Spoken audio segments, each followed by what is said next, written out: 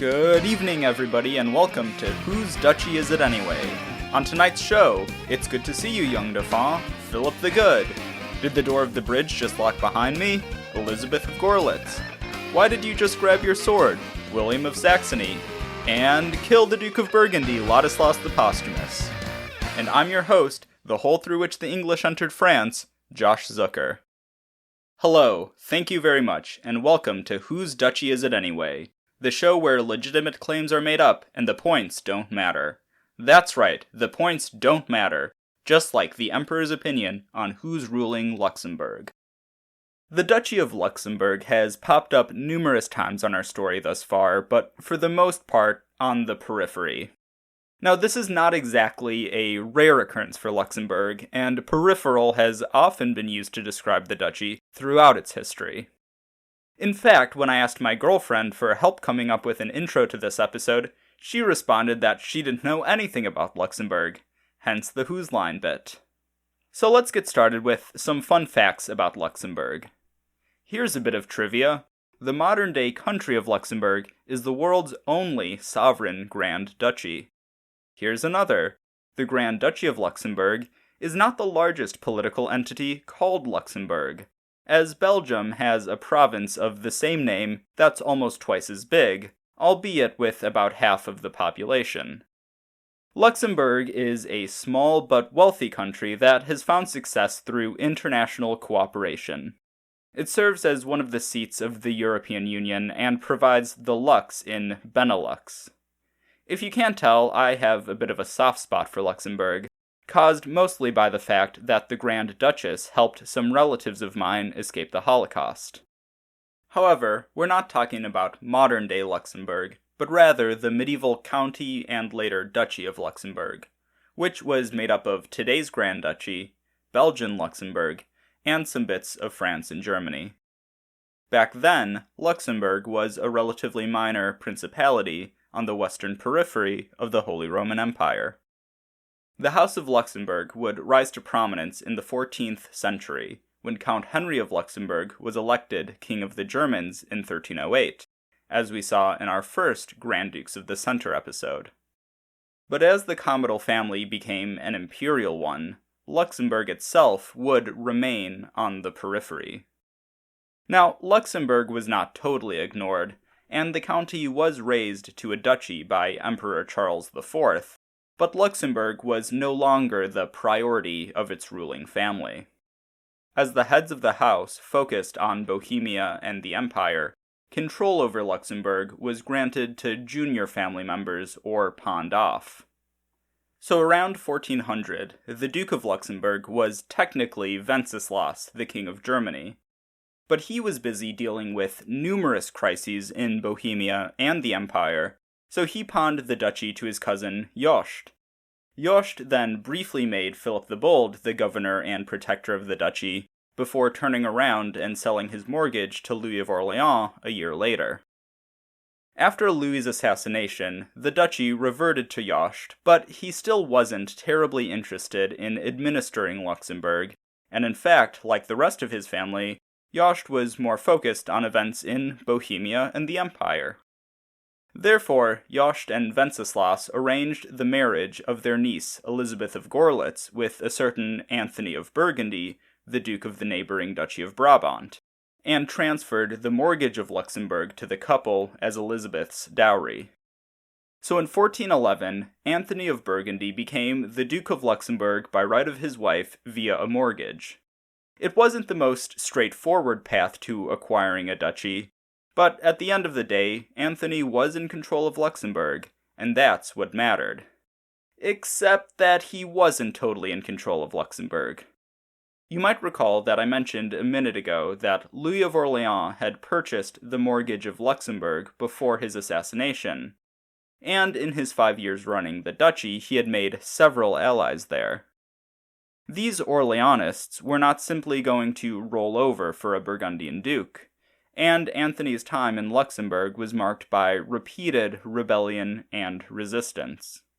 Anthony was able to overcome most of the resistance to his rule over the course of 3 military campaigns, But even after the duchy was technically secured, the rebellion went underground, and unrepentant Orleanist or even just anti-Burgundian partisans became a near constant headache for the Duke.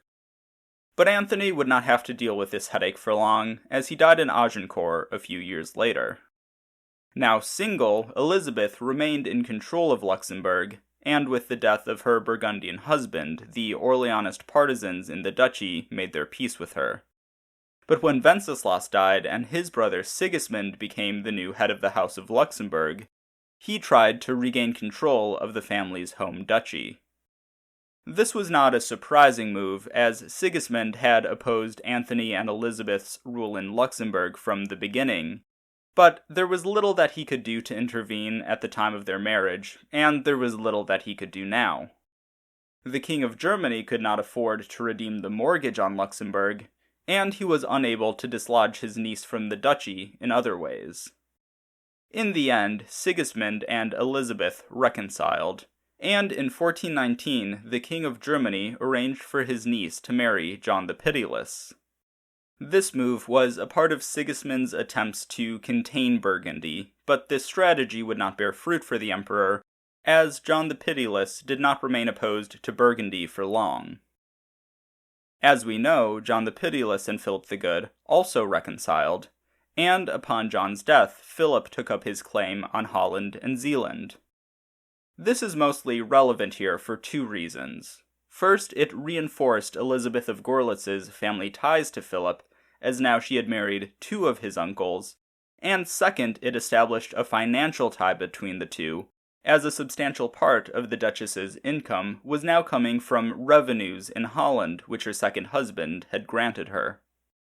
By now, Philip certainly had his sights set on Luxembourg, and over the next few years we see him laying the groundwork for an eventual Burgundian annexation.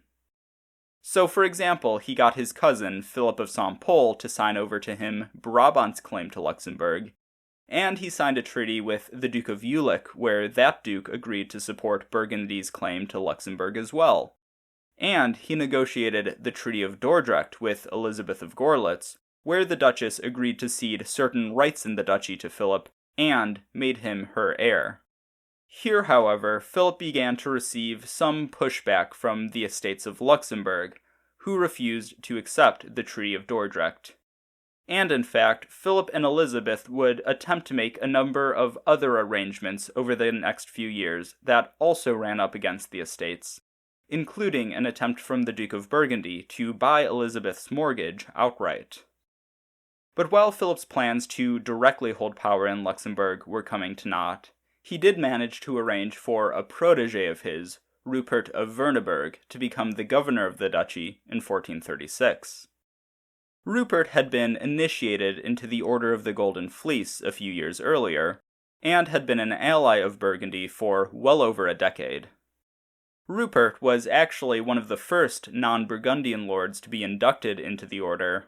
His lands, such as the County of Verneberg itself, were primarily in the Rhineland, and he was also a major landowner in Luxembourg. So while Elizabeth remained the Duchess of Luxembourg, Rupert ran things day to day and made sure that Burgundian interests in the duchy were looked after. The situation in Luxembourg would change the next year with the death of Emperor Sigismund, although it would not change all that much. Sigismund's heir, Albert of Austria, made plans to redeem the mortgage on Luxembourg, and began currying support in the duchy, but he too would die before any progress was made on that front.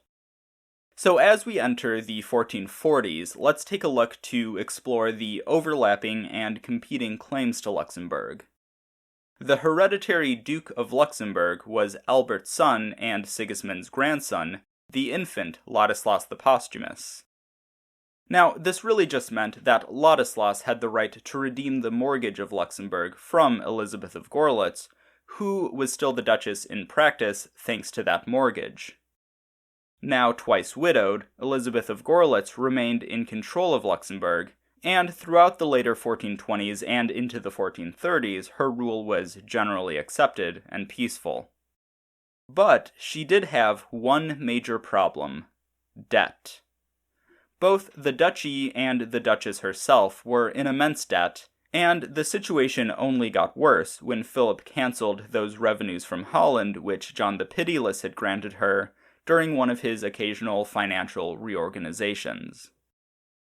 So as the 1430s wore on, this debt made it impossible for the Duchess to effectively run her duchy, and we can see her attempts to reach a deal to sell her mortgage on Luxembourg in this light. In her own words, quote, "Our above-mentioned Duchy of Luxembourg and the County of Hainault are burdened with heavy debts, levies, divestments, and assignments. They are divided and largely pledged. Consequently, many disputes and uncontrollable events have taken place in these lands, and their inhabitants have been repeatedly attacked and violated." The Duke of Burgundy was not the only potential buyer, as the Archbishop of Trier, Jacob von Sierck, also attempted to purchase Elizabeth's mortgage at one point. Sierck was a rich lord and was one of Elizabeth's major creditors, and in fact he already controlled a number of castles in the duchy, as they had been pawned to him a few years earlier. Moreover, Ladislaus the Posthumous, as the hereditary Duke of Luxembourg, always had the right to redeem the mortgage on Luxembourg. But again, Ladislaus was a baby who had other things to worry about in Austria, Bohemia, and Hungary. So his older sister, Anna, and her husband, Duke William of Saxony, were granted the right to redeem the mortgage on Ladislaus's behalf.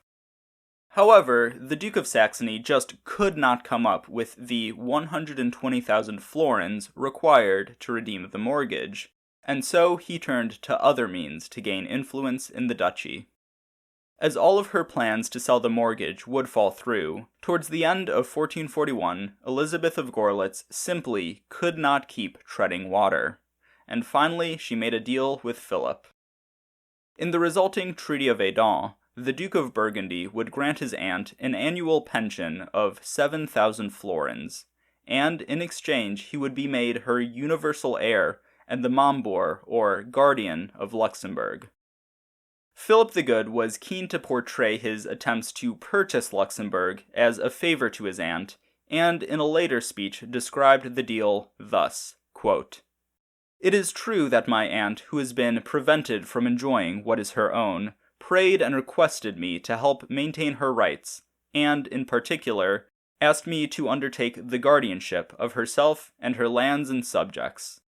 Considering that she is my aunt, having married two of my uncles, one paternal and the other maternal, and that we are otherwise related, I agreed to this, nor could I honorably have refused, for no noble prince ought to want to ruin a widow or take away her property without reasonable cause. And to do so would be against reason, justice, and honor, for all princes, nobles, and others ought to place themselves at the service of widows and help to defend their rights." But even though Philip was quick to defend his conduct, the deal was very much about territorial aggrandizement, and if he really only cared about the welfare of his aunt, he never would have cancelled her Dutch allowance. Not to mention that this speech rings a bit hollow when you remember Philip's treatment of his cousin, Jacqueline of Bavaria. The relationship between Philip the Good and Elizabeth of Gorlitz really reminds me of the earlier relationship between Philip the Bold and Joan of Brabant. In both cases, we see an older, widowed duchess saddled with debts that begin to interfere with the administration of her duchy. Into this situation walks her nephew, the powerful and rich Duke of Burgundy, who uses his wealth and power to both help out his aunt from time to time, but also to increase her debt and strong-arm her into granting him rights to her duchy. After years of financial bullying, for lack of a better term, the Duchess grants the Duke rights of succession and some measure of control over her duchy. It's important to note that Philip technically did not redeem or buy out Elizabeth's mortgage of Luxembourg, but rather he was now her Mambour and heir. This gave him effective control over Luxembourg, but he was not the Duke, nor did he claim to be. But once again, I'm being a little premature when I say that a member of the House of Burgundy had control over Luxembourg. After the Duke of Saxony failed to raise the money required to buy out Elizabeth's mortgage, he did not give up on his ambitions for Luxembourg, but rather began arrangements to try and take it by force. Just as Philip the Good's man on the ground in Luxembourg was Rupert of Virneburg, William of Saxony would send Ernst, the Count of Gliechen, to represent his interests. Ernst was named the captain of the duchy by William of Saxony and had with him a small Saxon army. The Count occupied several places loyal to the hereditary Duke of Luxembourg, and shortly after the Treaty of Edam was signed, Ernst of Gliechen declared himself in rebellion against the regime of Philip the Good and Elizabeth of Gorlitz. The next year and a half saw the Counts of Virneburg and Gliechen engaged in a war of posturing. Occasional fighting broke out, but for the most part the two sides were tasked with digging themselves in Luxembourg, while their masters tried to reach a settlement. Now, the Archbishop of Trier, Jacob von Sierck, gave up on his plans to take over Luxembourg, and instead decided that he would build influence in the duchy by putting himself forward as a mediator. Meanwhile, the new King of Germany, Frederick III, decided to weigh in on the issue by encouraging the estates of Luxembourg to support the Saxon claim to the duchy. Philip did meet with Frederick III in the summer of 1442 in Aachen, where the Duke of Burgundy hoped to convince the King of Germany to allow him to purchase the mortgage of Luxembourg, as well as to formally enfeoff him with his many imperial territories, something which Emperor Sigismund had steadfastly refused to do. Although Frederick was not nearly as hostile to Burgundy as Sigismund had been, he was still very much opposed to the Duke gaining even more imperial lands, especially at the expense of his young ward, Ladislaus. So while Luxembourg was a non-starter, Frederick did seem open to the enfeoffment, although on uncompromising terms. In exchange for imperial recognition of Burgundian control of Hainault, Holland, Zeeland, Namur, Brabant, and Limburg, Philip would have to withdraw from Luxembourg, renounce all Burgundian claims to the county of Ferret, the old bugbear of Habsburg-Burgundian relations, and agree to serve the King of Germany with an army. Philip did not take this deal, and in fact he complained that the terms would constitute an excessive ransom if he were a prisoner. While this first meeting ended up solving nothing, Frederick and Philip would meet again a few months later in Besançon.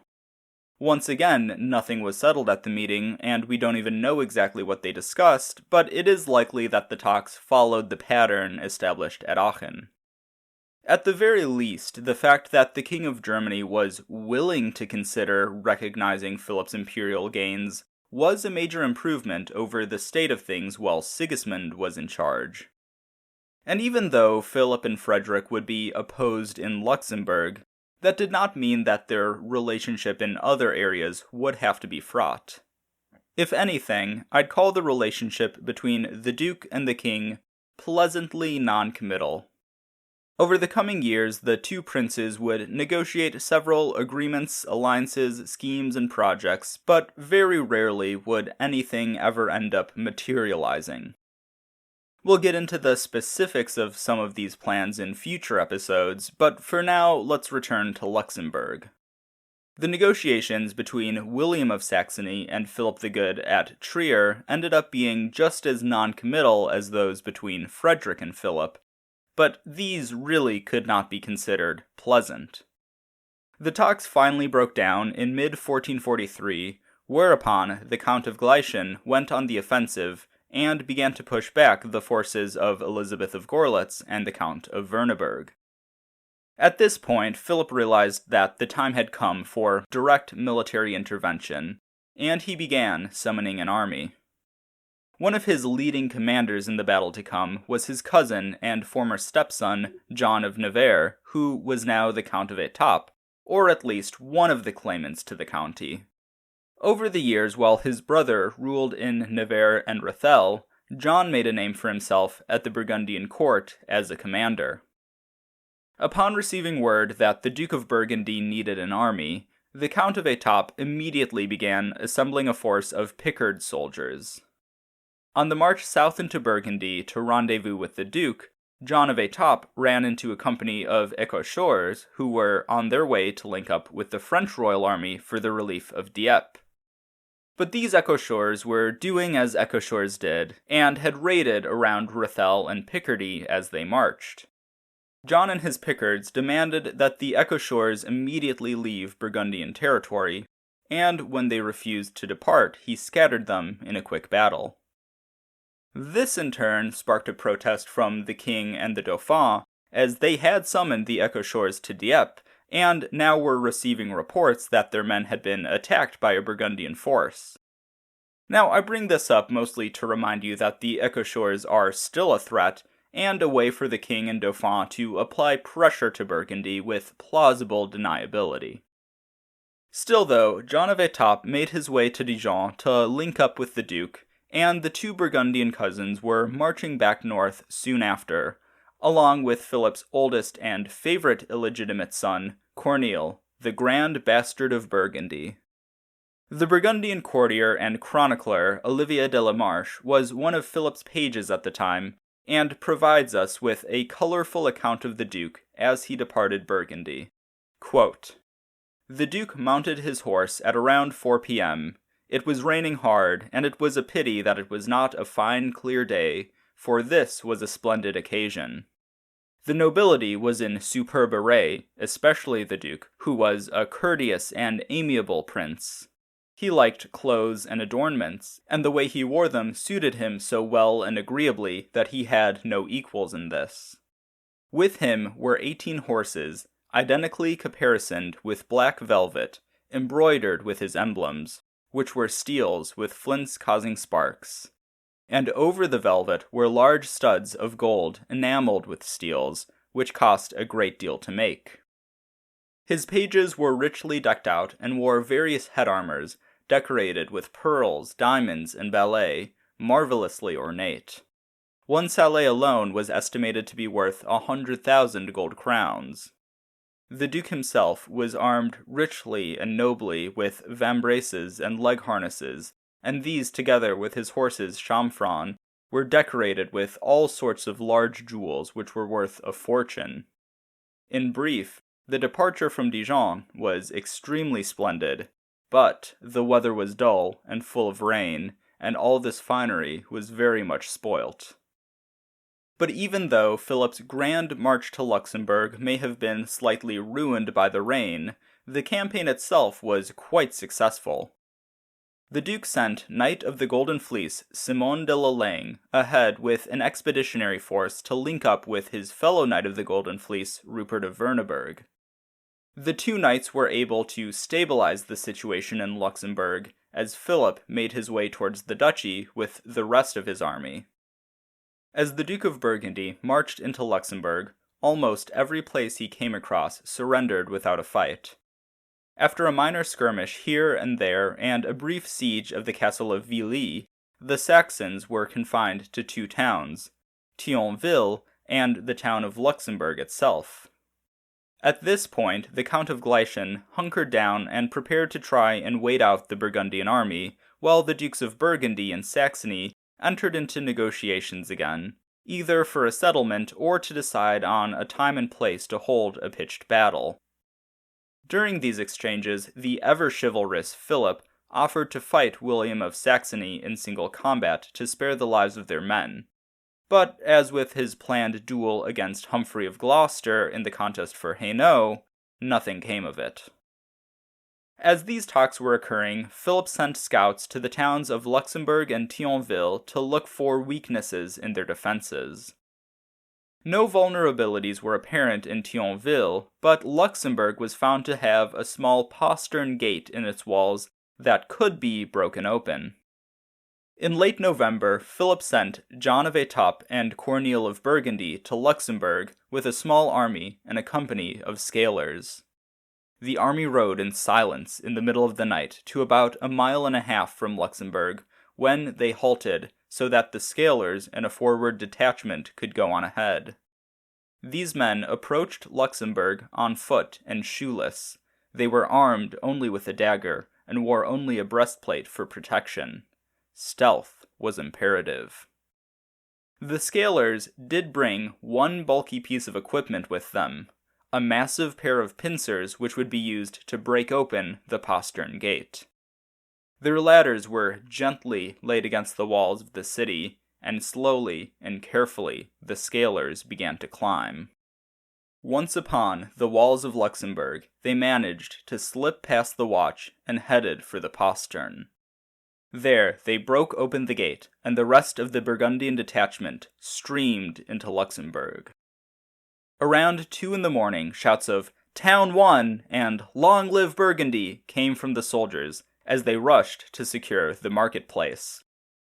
The Saxon garrison was caught unaware and made no resistance, instead fleeing into the citadel. Luxembourg was won in an almost bloodless coup. Only 1 Burgundian soldier was wounded, and 2 Luxembourgers were killed in the limited fighting that did occur. The Count of Hainault and the Grand Bastard of Burgundy soon received word of the success of their operation, and closed the distance to the town, where they surrounded the citadel and prepared to starve out the Count of Gliechen and his men. Word reached the Duke of Burgundy not long after, and his court was abuzz with excitement. However, the Duke seemed to take the news quite calmly, and went about his usual morning routine, including a full mass and contemplation. One of his squires asked the Duke why he was in no rush to head to Luxembourg and secure the city, to which Philip replied, quote, "If God has given me victory, he will keep it for me. My cousin and my bastard are with the conquerors. With God's help, they will manage very well until I arrive." Philip was right on that account, and although the Count of Gliechen was able to escape from the castle of Luxembourg, the rest of the Saxon garrison was stuck there until they surrendered a few weeks later. Thionville was now the last Saxon holdout in the duchy, and as Philip spent a pleasant Christmas in Luxembourg, he entered into talks with Ernst of Gliechen, who agreed to fully withdraw from the duchy not long after. As a part of the settlement, Philip attempted to buy out the Saxon claim to Luxembourg, but in the end this deal would be vetoed by Frederick III, who was anxious to avoid any legitimization of the duchy's new Burgundian status. And at this point, Elizabeth of Gorlitz retired to Trier to live off her Burgundian pension, and left her duchy and its debts to her nephew. And although I haven't read anything to suggest that this retirement wasn't voluntary, I would not be terribly surprised if the Duchess was pressured to leave. So, Ladislaus was still the hereditary Duke of Luxembourg, Elizabeth of Gorlitz was still the Duchess by right of her mortgage, and William of Saxony was still calling himself the Duke of Luxembourg. But Philip the Good, although he would only ever call himself the Mambor, the guardian or regent of the duchy, was now the Duke in practice. And by most accounts, the end of 1443 marks the Burgundian annexation of Luxembourg. The Duke of Burgundy controlled taxation, the mints, and the government of the duchy, and day-to-day affairs would be run by a Burgundian governor. The Count of Virneburg, who had done so much to secure the Burgundian envelopment of Luxembourg, continued to be that governor, but now directly under Philip's auspices rather than Elizabeth's. And upon Rupert's death in 1445, Cornille, the Grand Bastard of Burgundy, was to take his place. Now, not everyone was content to accept this new status quo. There were a handful of anti-Burgundian lords in the duchy, and William of Saxony would try a few times over the coming years to revive his claim to Luxembourg. But in general, a small Burgundian garrison was enough to secure the duchy going forward. The death of Elizabeth of Gorlitz in 1451 may have upended the arrangement, and William of Saxony did try once more to stake his claim to the duchy. But when Philip the Good summoned the estates of Luxembourg, they officially recognized him as their ruler, albeit saving the rights of the hereditary lords of Luxembourg. And a little over a year later, that hereditary Lord of Luxembourg, the now 12-year-old Ladislaus the Posthumous, decided that it was time for him to assert that right. The young duke summoned an army and sent messages to his supporters in the duchy, and in early 1453 a pro-Ladislaus revolt broke out, and before long the rebels were in control of Thionville.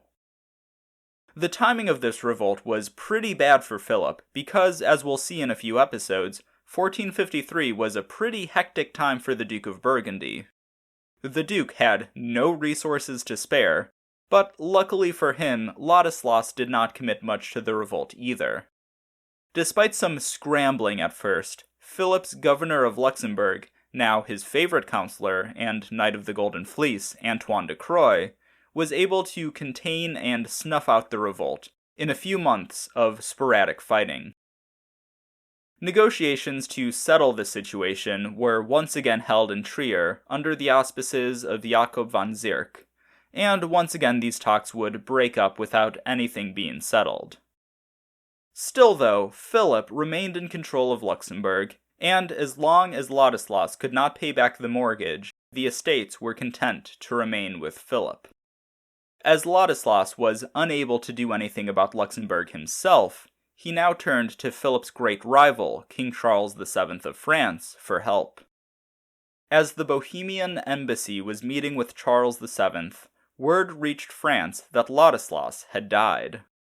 Unsure of what to do now, the embassy decided to agree to put Luxembourg under French protection. And the next year, Charles VII entered into negotiations to buy out William of Saxony's claim to the duchy as well. Charles sent a small army to Luxembourg and attempted to rally the anti-Burgundians in the duchy.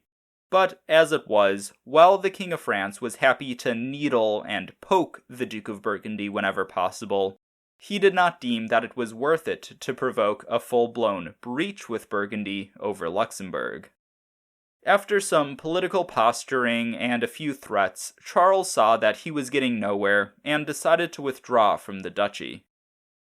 In the end, Charles only sent one of the promised payments to William of Saxony and would refuse to make over the full sum. While the king maintained some claim to Luxembourg for the rest of his life, he never would make a real attempt on the duchy. Although now, Luxembourg too was added to the growing list of disputes between Burgundy and the French crown. Luxembourg was the last of Philip's direct territorial acquisitions, and while the duchy was not especially rich or populous, in fact it was in massive debt and was all in all a net drain on Burgundian finances, Luxembourg was very strategically placed. Philip remarked in 1446 that, quote, "My land of Luxembourg is well situated to protect all my other lands, especially Flanders and Brabant," and in 1447 that Luxembourg, quote, "threatens the Rhine, touches France, surrounds Liège, and restrains Trier." The duchy was an important stepping stone between the Low Countries and the two Burgundies. It insulated his wealthier territories from potential threats, and it served to project Burgundian power further into the empire. And speaking of, hopefully you're not sick of the Holy Roman Empire quite yet, because next episode we're going to be taking some time to explore Philip's relations with Frederick III and the other imperial princes, the growing Burgundian sphere of influence in the northwest corner of the empire, and a novel proposal to create a new Burgundian kingdom. Thank you so much to my patrons: Christine, Duchesse de Namur, Elliot, Graf von Gravenstein, Anthony, Comte de Chateauneuf-en-Auxois, Preston, Comte de Saint-Fargeau, Mark, Comte de Merceau, Diana, Graf von Beersel, Mehmet, Comte Santerre, Chris, Comte de Semur, Rosa, Comte de Germol, Elliot, Comte de Bussy-le-Grand, Eric, Comte de Couche, David, Graf von Barland, Jonathan, Comte de Bazoches, Olivier, Comte d'Ussert, John, Graf von Helmont, Spencer, Graf von Breda, Craig, Graf von Hoensbroek, Lexi, Comte de Blancmont, Sam, Graf von Mormont, and to my Knights of the Duchy. If you want to join them, you can at patreon.com/ValoisBurgundy. If you want to support the podcast in other ways, you can do so by leaving a review on your podcast app of choice and telling your friends about the show. Both really help to grow the show and will earn you my everlasting appreciation. If you want to keep up with the show, you can follow me at Valois Burgundy on Blue Sky, and check out the podcast website for maps, images, sources, and more at GrandDukesOfTheWest.com. Once again, thank you for listening.